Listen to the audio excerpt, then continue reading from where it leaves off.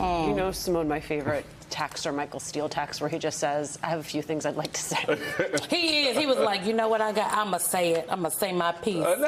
Your people acting real crazy, Mr. Chairman. Crazy. I just wish people would just get off stupid at this point, because everyone's acting like this. They're trying to force it into this normal space, and they somehow now you have an individual who has been convicted by a jury of his peers on 34 counts. It wasn't like it was 17 out of 34 or 5 out of 34. It was all 34 counts. And yet people, and particularly those inside my party right now, who have just absolutely are the worst at this. And it's frustrating to listen to the Marco Rubio, especially someone like Marco Rubio, who served as a state elected official, is now a federal officer, elected official, who sits there and is deriding the system the way he is. He knows better.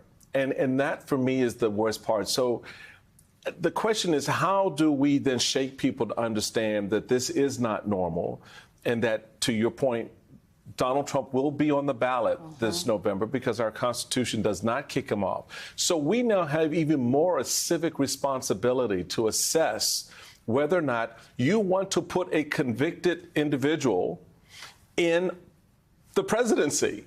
And what does that say about us as a country, that we have now devalued the rule of law to the point that someone can crime all day long, 34 times, get convicted, not be held accountable because we've just made them president of the United States? It's just so, it is just truly unbelievable. And people really did not realize that a conviction would not take him off the ballot. I'm talking about regular folks. Right. You see it all over social media. I got so many text messages. People were calling like, so he could still run? Yes, honey, he could still run, and he could still win, so you all need to vote, which is, I know it sounds crazy, because everybody I know that has been convicted of a felony, and I do know a couple people, they did not get to participate in the electoral process right after. Just real quick say, you make a very interesting point. Y'all realize in this election, Donald Trump can't even vote for himself because he's now been convicted of crimes. So what does that tell you? Potentially, yes. Well, I mean, he is registered in Florida, and in the Florida rules say if you have been convicted in New York, and you've been sentenced, yes. But if you've been convicted and sentenced, well, see, we about to go down the legal rabbit hole. But the fact that there's even a question is crazy. It's crazy, and I refuse to sit here like it is normal. And the Byron Donalds, the Marco Rubios, the men of color in the Republican Party who are standing up here behind Donald Trump, yelling and shouting that he has somehow been unfairly targeted by a system is insane, when we all watch with our eyes the system bend over backwards to make exceptions for him. I used to do juvenile justice work for a very long time, reform work, and it is, any of the young black men and women and young Latino and Latinas who were in court, I never saw them get to walk out of the courthouse and have a camera right there to say their piece. They could not deride and talk badly about the judge and the system and the process and not be thrown in jail.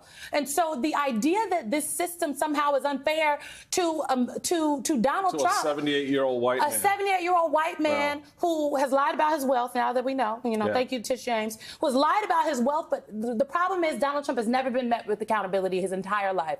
This is the first time, this and him having to take that mugshot in Georgia is the first time that he has ever been met with real accountability. I'd like Marco and Byron to now advocate for young men of color who are currently in the system and are being tried by the very same justice system that Donald Trump has just gone through. So there are some courthouses, that you can come. We got a few in Prince George's County, Maryland. You can come, and we can go and we can advocate for those young men, because, man, this system is so unfair. So if it's unfair for Donald Trump, it's got to be unfair for them, too. I don't hear that advocacy. Where's that advocacy?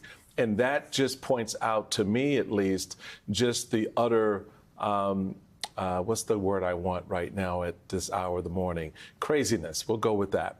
The craziness of all of this, because at the end of the day, you're lying and you're perpetrating and you're showing yourselves to be fools for a man who otherwise could care less about you and the things that you're concerned about. So I just think we need to be honest and real here. Don't listen to all this stuff coming from my side of the aisle right now, because they head in a very, very, very dark place right now, and we need not go there. We need not go there. An open invitation from the chairman.